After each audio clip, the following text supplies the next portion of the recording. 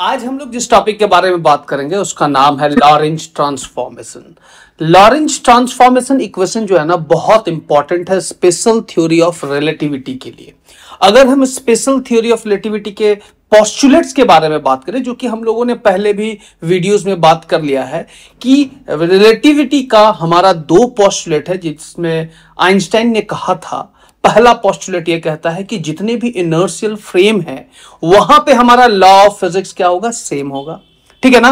और दूसरा ये कहा कि जो हमारा लाइट है उसको किसी भी इनर्शियल फ्रेम से अगर आप देखते हैं तो लाइट का स्पीड कभी भी चेंज नहीं करेगा, लाइट का स्पीड हमेशा कांस्टेंट रहेगा, which is c is equal to 3 into 10⁸ metre पर सेकेंड। ये बात आइंस्टाइन ने अपने दो पोस्टुलेट्स में बताया। फिर हम लोगों ने एक टॉपिक पढ़ा जिसका नाम था गैलीलियन ट्रांसफॉर्मेशन। गैलीलियन ट्रांसफॉर्मेशन को समझने के लिए हम लोग को कुछ चीजों पे बहुत बारीकी से ध्यान देना पड़ेगा। गैलीलियन ट्रांसफॉर्मेशन क्या होता है? बेसिकली ये एक फ्रेम से दूसरे फ्रेम में कोऑर्डिनेट्स को ट्रांसफॉर्म करने का एक प्रोसेस है।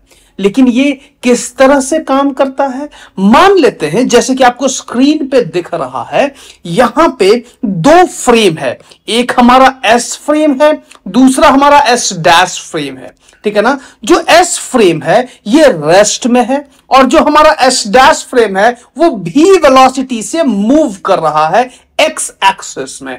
कहां पे मूव कर रहा है, किस डायरेक्शन में? एक्स एक्सिस में ये वी डायरेक्शन में, वी के स्पीड से मूव कर रहा है, ठीक है ना। अब बात है कि मोशन हमारा एक्स एक्सिस में है, ना ही वाई एक्सिस में है, ना ही जेड एक्सिस में है हमारा मोशन। ये आपको ध्यान देना है, ठीक है ना। अब यहां पे बात करें तो यहां पे जो पहले ओरिजिन पे ये दोनों ही हमारा फ्रेम रहा होगा कभी ना कभी, ये जो है ये दोनों ही फ्रेम कहां पे रहा होगा, ये ओरिजिन, मतलब कि ये ओ जो दिख रहा है, ओ और ओ डैश हमारा सेम ओरिजिन रहा होगा, ठीक है। हमारा जो एस डैश फ्रेम है वो आगे निकल गया विद भी वेलोसिटी। कितने वेलोसिटी से आगे निकल गया? भी वेलोसिटी से ये हमारा आगे निकल गया, जिस कारण से ये ओ और ओ डैश के बीच का जो दूरी हो गया हमारा, वो हमारा वीटी हो गया है। क्लियर ना? ठीक है। तो जैसे कि अगर हम यहां से एक पॉइंट के बारे में बात करें, ये एक हमारा एक पॉइंट है, ठीक है ना। इस पॉइंट के बारे में बात करेंगे, अगर इसको हम एस डैश फ्रेम से देखें तो ये हमारा एक्स डैश होगा, सही है सुनो, यहां से यहां तक तो एक्स डैश ही होने वाला है। लेकिन अगर हम इसको एस फ्रेम से देखें तो ये हमारा कंप्लीट एक्स यहां से यहां तक होगा, यानी कि ये एक्स, ये पॉइंट के बारे में बात करें तो ये डिस्टेंस हमारा यहां से यहां तक कहलाएगा, ठीक है ना। तो जब हम x के बारे में बात करेंगे that will be x dash plus vt होगा, यस और no. x is equal to क्या हो जाएगा हमारा, x डैश प्लस वीटी। तो अगर हमारा एक फ्रेम के रेस्पेक्ट में दूसरा फ्रेम अगर मोशन में हो, उस केस में जो हमारा कोऑर्डिनेट या फिर जो कार्टेशियन सिस्टम से एक्स वाई जेड का ट्रांसफॉर्मेशन होता है एक फ्रेम से दूसरे फ्रेम में, वो कैसे होता है अकॉर्डिंग टू गैलीलियन ट्रांसफॉर्मेशन, वो हम लोग एक बार देख लेते हैं। अगर हम गैलीलियन ट्रांसफॉर्मेशन के बारे में बात करें तो गैलीलियन ट्रांसफॉर्मेशन का जो सबसे पहला फॉर्मूला होता है वो हमारा होता है x dash is equal to x minus vt. अब एक्स माइनस वीटी का मतलब, अगर हम ये एक्स डैश निकालना चाह रहे हैं, पूरे एक्स में से ये वीटी को माइनस कर देंगे तो क्या हमारा ये एक्स डैश नहीं आ जाएगा? क्या आ जाएगा ना। वहीं से हमारा आया है गैलीलियन ट्रांसफॉर्मेशन। अगर इस ट्रांसफॉर्मेशन का वीडियो नहीं देखे हैं तो डिस्क्रिप्शन में आपको लिंक मिल जाएगा, वहां पे आप जाकर के गैलीलियन ट्रांसफॉर्मेशन का कंप्लीट वीडियो देख सकते हैं। बहुत एनिमेशंस भी है उसमें, जिसमें आपको समझने में बहुत ज्यादा आसानी भी होगा। थोड़ा आगे बात करते हैं। इसके आगे अगर हम बात करें तो y dash equal to y, ये क्यों हुआ? अब यहां पे एस डैश फ्रेम की बात करें या फिर एस फ्रेम की बात करें, दोनों ही केस में वाई एक्सिस में तो कोई मोशन ही नहीं है। It means y and z axis are invariant, मतलब वहां पे कोई भी वेरिएशन नहीं आएगा। मोशन तो एक्स एक्सिस में था ना, कहां पे था मोशन? एक्स एक्सिस में। ये आपको समझ में आ रहा है। फिर अगर हम टाइम के बारे में बात करें तो टाइम हमारा इनवेरिएंट था, t dash equal to t हो गया। ये हमारा हुआ गैलीलियन ट्रांसफॉर्मेशन के बारे में बात किए। किसके बारे में बात किए? Galilean transformation. जब गैलीलियन ट्रांसफॉर्मेशन की बात हुई तो हमारा ये फॉर्मूला सामने आया। लेकिन जब हम लोग पढ़ते हैं स्पेशल थ्योरी ऑफ रिलेटिविटी का पोस्टुलेट तो वहां पे बोला जाता है कि हर एक फ्रेम में स्पीड ऑफ लाइट सेम होगा। हर एक फ्रेम में स्पीड ऑफ लाइट क्या होगा? सेम होगा, according to Einstein. Einstein's special theory of relativity. हर एक फ्रेम में स्पीड ऑफ लाइट सेम होगा। दूसरा, हर एक फ्रेम में हमारा लॉ ऑफ फिजिक्स सेम होगा। इन दोनों को वैलिडेट कराने के लिए, इन दोनों को सच साबित करने के लिए जो हमारा नया ट्रांसफॉर्मेशन है वो हमारा है लॉरेंज ट्रांसफॉर्मेशन। अब यहां पे इस पोस्टुलेट क्या हो, हमारा गैलीलियन ट्रांसफॉर्मेशन फॉलो नहीं करता है, ठीक ना। ये बेसिकली गैलीलियन ट्रांसफॉर्मेशन जो है ना बहुत कम स्पीड के लिए काम करता है, जिसका में वेलोसिटी क्लासिकल स्पीड्स आप समझ सकते हैं 100 150 ऐसा कुछ स्पीड्स का वैल्यू होगा, ठीक है ना। बात समझे, ये हमारा गैलीलियन ट्रांसफॉर्मेशन होने वाला। इसके बाद अगर हम बात करें, ठीक है, इसके बाद हमारा आता है लॉरेंज ट्रांसफॉर्मेशन, जिसके बारे में हम लोग डिटेल में बात करेंगे। क्या है हमारा लॉरेंज ट्रांसफॉर्मेशन? तो लॉरेंज ट्रांसफॉर्मेशन का यूज क्यों पड़ा? लॉरेंज ने ऐसा माना कि जो हमारा स्पेशल थ्योरी ऑफ रिलेटिविटी का जो पोस्टुलेट्स है वो सही है, उसको सच मान करके एक कोऑर्डिनेट से दूसरे कोऑर्डिनेट में ट्रांसफॉर्मेशन किया, ठीक है ना। तो इसके बारे में अगर हम बात करें तो यहां पे आप देख सकते हैं, according to Lorentz transformation, equation in x direction made in s dash frame, hence the constant gamma should be there। मतलब कि यहां पे यही सेम डायग्राम बनाए, यही सेम डायग्राम, यही s dash फ्रेम हमारा आगे गया और यहां पे हम ऐसा मान लिए कि जो हमारा ट्रांसफॉर्मेशन हुआ है वहां पे हमारा s dash फ्रेम में एक गामा, एक कांस्टेंट जो है वो इंट्रोड्यूस हुआ है। अगर हमारा स्पीड ऑफ लाइट हर एक फ्रेम में सेम नहीं होगा तो गामा का वैल्यू 1 आ जाएगा, तो हमारा गैलीलियन ट्रांसफॉर्मेशन सही हो जाएगा, जो अभी अभी हम लोगों ने देखा।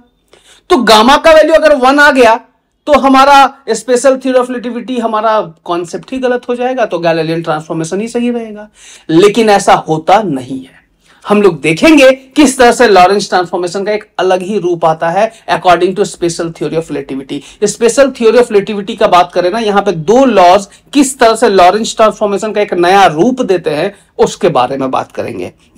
थोड़ा आगे बात करें, कुछ कंसिडरेशंस है उसको ध्यान से देख लिया जाए। जैसे कि कंसिडरेशंस क्या है, एस हमारा रेस्ट फ्रेम है जो कि आपको यहां दिख रहा है, ये हमारा एस फ्रेम है, ये वाला पार्ट हमारा एस फ्रेम जो कि हमारा रेस्ट में है। उसका एस डैश क्या है, एस डैश हमारा है, वो हमारा है एक फ्रेम जो कि v वेलोसिटी से मूव कर रहा है अलोंग एक्स एक्सिस। कौन सा एक्सिस में?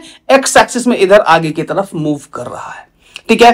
ओ डैश जो है हमारा ओरिजिन है एस डैश रेफरेंस फ्रेम का। अगर हम ओ के बारे में बात करें तो ये एस फ्रेम का ओरिजिन है, और अगर हम ओ डैश के बारे में बात करें तो ओ डैश जो है हमारा एस डैश फ्रेम का मतलब ओरिजिन है, ठीक है।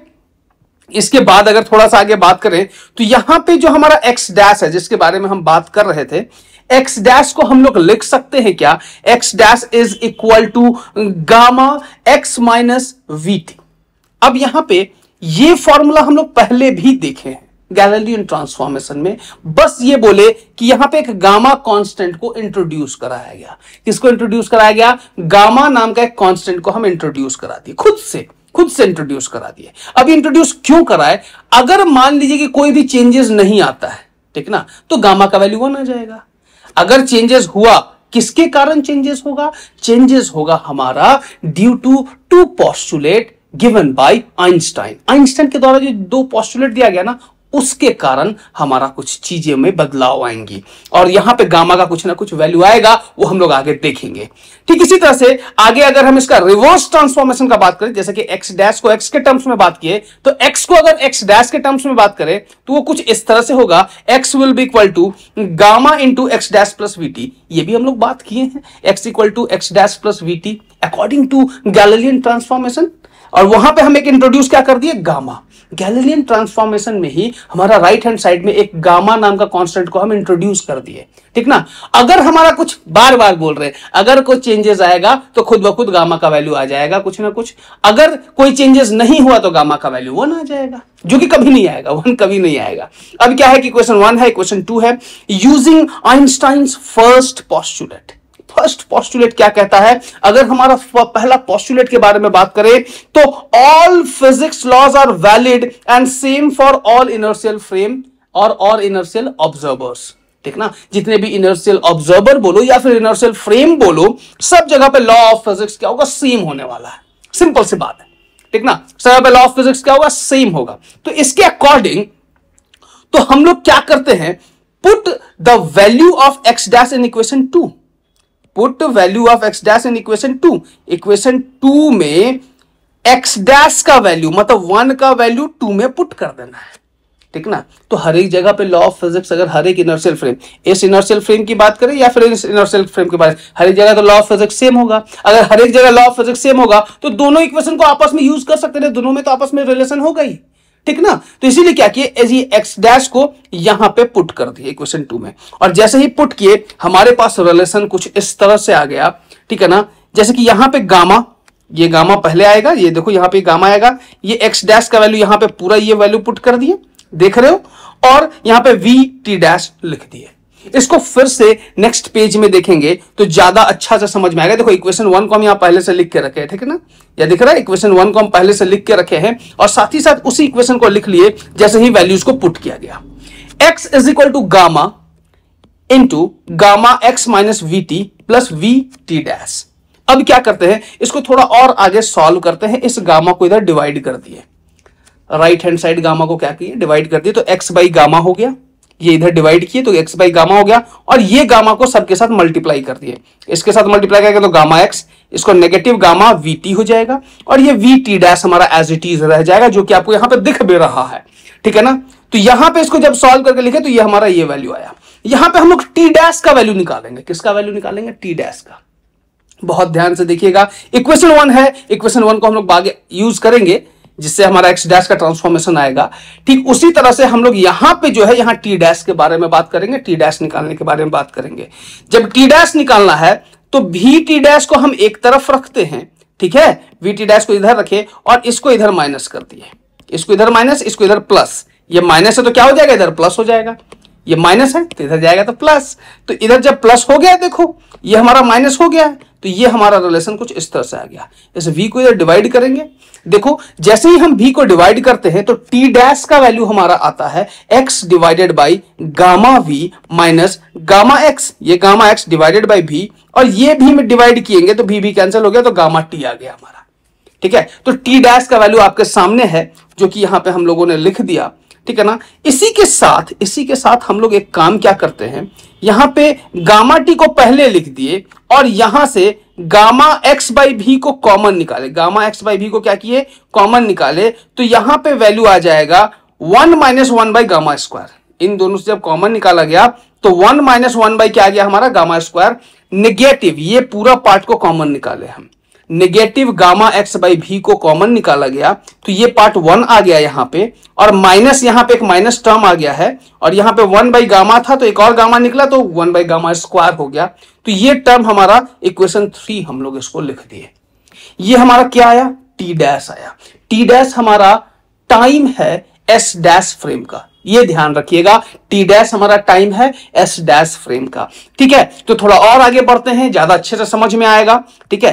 थोड़ा और आगे बढ़ेंगे तो यहां पे देखेंगे, यहां पे आइंस्टाइन का हम सेकंड पोस्टुलेट यूज करने वाले हैं जो कि आपको स्क्रीन पे दिख रहा है। ये क्या है वो एक बार देखते हैं। आइंस्टाइन का सेकंड पोस्टुलेट कहता है कि हमारा constancy of speed of light, basically speed of light हर एक फ्रेम में कांस्टेंट रहेगा, सेम रहेगा। तो यहां पे अगर हम यहां पे बात करें ना, यहां पे देखो, यहां पे एस डैश फ्रेम से भी हमारा स्पीड ऑफ लाइट क्या है, सी है, और एस फ्रेम से भी स्पीड ऑफ लाइट क्या है, सी है। बस क्या है कि दोनों का समय अलग अलग हो जाएगा, डिस्टेंस अलग अलग है तो समय क्या हो जाएगा, अलग अलग हो जाएगा, लेकिन स्पीड ऑफ लाइट हमेशा हमेशा सेम रहेगा हर एक रेफरेंस फ्रेम में। यह ध्यान रखना है, हर एक रेफरेंस फ्रेम में स्पीड ऑफ लाइट क्या होना है, सेम। क्लियर, यहां पे भी सी है, यहां पे भी सी है, दिख रहा है। तो यहां पे देखते हैं कि आइंस्टाइन का सेकंड पोस्टुलेट क्या कहता है। अब देखो ये सारा पोस्टुलेट को ही यूज करके ना हमारा लॉरेंज ट्रांसफॉर्मेशन बना है। क्यों, क्योंकि लॉरेंज ने ऐसा माना कि जो आइंस्टाइन ने कहा वो बिल्कुल सही है, सच है, उसके अकॉर्डिंग हम लोगों ने एक नया ट्रांसफॉर्मेशन देखा। तो जो हमारा लॉरेंज का ट्रांसफॉर्मेशन होता है वो कंप्लीटली वैलिड होता है स्पेशल थ्योरी ऑफ रिलेटिविटी के लिए। लेकिन अगर आप बात करेंगे गैलीलियन ट्रांसफॉर्मेशन, वो हमारा स्पेशल थ्योरी ऑफ रिलेटिविटी के लिए वैलिड नहीं होता है, ठीक ना। तो क्या वैलिड है स्पेशल थ्योरी ऑफ रिलेटिविटी के लिए, ये एक हमारा एमसीक्यू का क्वेश्चन भी हो सकता है, वो है हमारा क्या, लॉरेंज ट्रांसफॉर्मेशन, ठीक ना। आगे बात करें, यहां पे अगर हम बात करें आइंस्टाइन के सेकंड पोस्टुलेट के बारे में, ये कहता है constancy of speed of light. Speed of light हमारा हर एक फ्रेम में कांस्टेंट है, ठीक ना। तो यहां पे बोला गया कि when two light beams flashes according to figure, दो लाइट बीम को अगर फ्लैश किया गया, ठीक ना, अब ये फ्लैश कैसे किया गया, अब चीजों को समझो। ये जो फ्रेम है ये पहले यहां रहा होगा ओरिजिन, और जब ये यहां से मूव करना स्टार्ट किया ना तो उसी समय लाइट भी हमारा हम जलाए, लाइट को फ्लैश किए। तो लाइट को फ्लैश किए तो जब हम इस पॉइंट पे पहुंचे तो लाइट का फ्लैश हमको यहां दिखा और इसको यहां से यहां दिखा, और दोनों को ही लाइट का स्पीड सेम दिखा। वो क्या दिखा, c। तो हमारा एस फ्रेम जो कि रेस्ट में था उसके लिए टाइम हमारा टी हो गया, और जो मोशन में था उसके लिए समय क्या हो गया, टी डैश। अब बात यहां पे ये है, तो ये जो हम स्पीड की बात कर रहे हैं ना, ये रिलेटिविस्टिक वेलोसिटीज होते हैं, मतलब कि स्पीड ऑफ लाइट के आसपास का वेलोसिटी के बारे में बात करेंगे, ठीक ना। तो उसके कारण टाइम का वैल्यू हमारा बदलेगा, अदरवाइज टाइम का वैल्यू नहीं बदलता। मान लो कि आप 100 किलोमीटर की स्पीड से चलोगे, बोलोगे कि समय बदल जाए, ये पॉसिबल नहीं है। तो आपके लिए समय बदलने के लिए, समय को डिले करने के लिए, समय को रोकने के लिए आपको लाइट के आसपास के स्पीड से मूव करना पड़ेगा, ठीक है। तो यहां पे अगर हम बात करें तो यहां पे x और x इक्वल टू क्या हमारा ct और x dash equal to ct dash, मतलब कि यहां पे x का बात किए तो यहां पे ct है, देख रहे हो, और x डैश का बात करें तो ct डैश है। क्लियरली ऑब्जर्व कर पा रहे हो। थोड़ा और आगे बढ़ेंगे तो यहां पे क्या बोले, put these value in equation 1 and 2। अब बात है कि इक्वेशन 1 और 2 है क्या, भूल गए ना, ध्यान में पीछे था, भूल गए, कोई बात नहीं, कॉपी में तो लिखते जा रहे हो, लेकिन हम यहां पे स्क्रीन पे आपके सामने लिख देते हैं। जिसको हम इक्वेशन 1 और 2 माने थे, आपको यहां पे दिख रहा होगा ग्रीन कलर से लिखे हैं, x dash equal to gamma x minus v t को इक्वेशन 1 माने हैं, और एक्स को हम लोग gamma x dash plus v t dash माने हैं, जो कि इक्वेशन 2 है, ठीक है। तो यहां पे एक्स के जगह पे सी टी पुट करेंगे और एक्स डैश के जगह पे सी टी डैश पुट करेंगे। देखो पुट करें तो फ्रॉम इक्वेशन 1 की बात किए तो c t dash equal to ये आ गया, जो कि हमारा इक्वेशन 4 बन गया। और फिर इक्वेशन 2 के बारे में बात करेंगे, जो हमारा इक्वेशन 2 बनेगा। यहां पे ये इक्वेशन 2 दिख रहा है, ये x के जगह पे ये सी टी है, वो यहां पुट कर दिए और ये हमारा इक्वेशन ऐसा आ गया। और यहां पे x डैश के जगह पे ये वाला वैल्यू पुट कर दी, ये यहां पे आ गया। ठीक उसी तरह से इक्वेशन 1 में क्या किए, x डैश जो है, ये x डैश का वैल्यू सी टी डैश यहां पे पुट किए, और यहां पे x है, इस x के जगह पे सी टी पुट कर दिए यहां से। क्लियर है, ये चीजें आपको ध्यान में रखना है। और ये वैल्यूज आया कहां से है, हमारा आइंस्टाइन का सेकंड पोस्टुलेट से आया। कहां से आया है, आइंस्टाइन का सेकंड पोस्टुलेट, ये जानना बहुत जरूरी है। कहां से आया है, आइंस्टाइन का सेकंड पोस्टुलेट से, ठीक ना। ये हमारा क्या बोला गया कि हर एक फ्रेम में हमारा स्पीड ऑफ लाइट कांस्टेंट होता है, ठीक है। अब थोड़ा आगे बात करेंगे, यहां पे क्या करते हैं, इक्वेशन 4 और 5 को आपस में मल्टीप्लाई कर देते हैं, ठीक ना। इसको मल्टीप्लाई करेंगे तो यह सी स्क्वायर हो जाएगा, टी डैश इंटू टी हो जाएगा, गामा स्क्वायर हो जाएगा। यहां से देखो तो यहां से टी कॉमन जाएगा, यहां से टी डैश कॉमन जाएगा। इधर से इन दोनों को मल्टीप्लाई करेंगे, इधर से इन दोनों को मल्टीप्लाई करेंगे। चलो देखते हैं क्या आएगा। यहां पे to find the value of gamma, gamma निकालने के लिए हम लोग को थोड़ा सा मशक्कत करना पड़ रहा है, देखो, लेकिन आसान है, आसान भाषा में हम आपको बताए हैं ताकि आपको कहीं भी दिक्कत नहीं हो। हम क्या बोले, गामा निकालने के लिए मल्टीप्लाई किए 4 और 5 को। इक्वेशन 4 और 5 को जैसे ही मल्टीप्लाई किए तो देखो लेफ्ट हैंड साइड वाला part C square T T dash आ गया, और यहां से टी को कॉमन निकाले, यहां टी डैश को कॉमन निकाले। यहां से ये टी और टी डैश ये जाएगा चांद पे, कट जाएगा बाबू, बोलो हाँ या ना। काट देते हैं, यहां पे ये और ये जाएगा चांद पे, और ये जाएगा चांद पे, कट गया बाबू, देख रहे हो। और जब कट गया तो थोड़ा और आगे बात करेंगे, तो चीजों को ध्यान से समझो। यहां पे क्या आया, ये सी स्क्वायर यहां पे आया, ये गामा स्क्वायर है, C minus B C plus B, A minus B into A plus B, formula जानते हो ना। ए माइनस बी और ए प्लस बी का फॉर्मूला क्या होता है, A square minus B square, लिख दिए इसको ऐसे। अब यहां पे इस पार्ट को इधर डिवाइड कर देंगे तो गामा स्क्वायर का वैल्यू कुछ ऐसा आ जाएगा, और यही सी स्क्वायर को नीचे डिवाइड करेंगे तो ये 1 होगा, और ये भी स्क्वायर बाय सी स्क्वायर आ जाएगा। यही सी स्क्वायर को नीचे ले जाकर के डिवाइड करेंगे तो c square minus v square divided by c square जब करेंगे तो ये हमारा वैल्यू 1 आ जाएगा, और ये भी स्क्वायर बाय सी स्क्वायर आ जाएगा। देखो कैसा आएगा, gamma square is equal to 1 divided by 1 minus v square by c square, ऐसे लिखा जा सकता है। और इसी का रेसिप्रोकल कर देंगे तो 1 by gamma square equal to 1 minus v square by c square. इसको इक्वेशन 6 मान लिए, इसको इक्वेशन 6 मान लिए। अब बोलोगे सर ये काम क्यों किए, आप इक्वेशन 3 याद करना, ठीक ना। वहां पे कुछ ऐसा 1 बाई गामा स्क्वायर का टर्म आया था जिस कारण से हम लोगों ने ये वैल्यू को इक्वेशन 6 मान के साइड किया हुआ है। अब बात है कि हमको गामा का वैल्यू निकालना। अरे यार गामा यहीं से निकल जाएगा, इसी को सॉल्व करेंगे। ये कैसे आया समझ में आया ना, इस सी स्क्वायर को नीचे डिवाइड किए तो ये हमारा 1 आ गया, ये 1 minus B square by c square करके ये टर्म आ गया। अब इसको जब हम सॉल्व किए तो गामा का value 1 by root under 1 minus B square by c square, हमारा गामा का वैल्यू आ गया, विच इज इक्वेशन नंबर 7। अब आगे अगर हम बात करें तो हमारे पास इक्वेशन 6 भी है और हमारे पास इक्वेशन 7 भी है, और दोनों ही इक्वेशन को हम आपके स्क्रीन पे साइड में लिख लेते हैं ताकि आपको कहीं भी किसी भी तरह का दिक्कत नहीं हो। तो इक्वेशन 6 भी लिख लिए और इक्वेशन 7 भी लिख लिए। इक्वेशन 6 हुआ, इक्वेशन 7, इसको इक्वेशन 6 मान रहे हैं, ठीक है, क्लियर है ना। अब थोड़ा आगे बढ़ते हैं, इसके बारे में बात करेंगे। Put values from equation 6 and 7 into 1 and 3, ठीक ना। 1 और 3 में 6 और 7 का वैल्यूज पुट करेंगे। अब 1 इक्वेशन क्या है, चलो देखते हैं। फ्रॉम इक्वेशन 1, अगर हम इक्वेशन 1 के बारे में बात करें तो इक्वेशन 1 हमारा क्या था, x dash is equal to gamma into x minus v t. ये हम लोग पढ़े हुए हैं, ये हम लोग पहले ही इक्वेशन 1 मान लिए हैं। यहां पे गामा का वैल्यू पुट करेंगे और जैसे ही हमने गामा का वैल्यू पुट किया हमारा वैल्यू आया x minus v t divided by root under 1 minus v square by c square. ये हमारा पहला ट्रांसफॉर्मेशन आ गया एक्स एक्सिस के अलोंग। किसके अलोंग आया है, एक्स एक्सिस के अलोंग हमारा पहला ट्रांसफॉर्मेशन आ गया है, लॉरेंज ट्रांसफॉर्मेशन आ गया है। ठीक इसी तरह से थोड़ा आगे बात करेंगे तो फ्रॉम इक्वेशन 3, इक्वेशन 3 याद होगा हम लोगों ने टी डैश निकाला था, एस डैश फ्रेम का जो टाइम था टी डैश निकाला था। तो वो टी डैश का जो फॉर्मूला था हमारा था t dash equal to gamma t minus gamma x by v 1 minus 1 by gamma square. मतलब कि 1 बाई गामा स्क्वायर का वैल्यू हम लोग यहां से पुट कर देंगे, 1 बाई गामा स्क्वायर का वैल्यू यहां से पुट कर देंगे, ठीक है। और गामा का वैल्यू तो हम लोग जानते ही हैं, यहां से ये वैल्यूज पुट कर देंगे, ठीक है ना। गामा को कॉमन निकालेंगे, साइड करके कॉमन निकालेंगे, ठीक है ना। तो देखेंगे पहले तो हम लोग क्या करते हैं, 2 पार्ट में डिवाइड कर लेते हैं, इसी पेज में लिखते हैं ताकि आपको दिक्कत ना हो, ठीक है ना।